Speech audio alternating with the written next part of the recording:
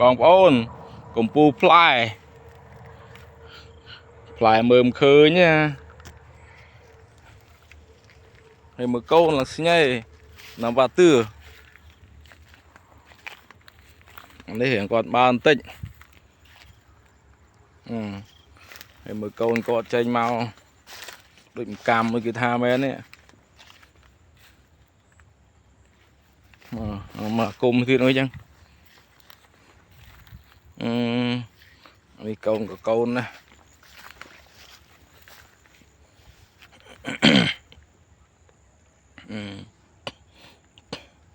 ចេញមកកូនច្រើនណាតែផ្លែអត់សូវល្អទេគុំនេះគុំមេគុំមុនគេទិញគេ10ដើមមកហើយបែកបានច្រើនណាឥឡូវបែកបានជិត50គុំទៀតណាហើយមើលផ្លែវា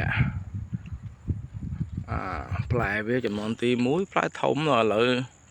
កូនវាមកចំនួនទី2ចេញផ្លែមកដូចជាអត់សូវបានច្រើន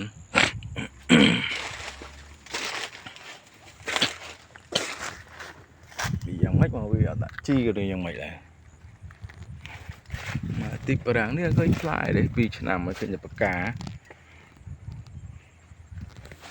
មិនវាណោះវាអត់ផ្លែអញ្ចឹង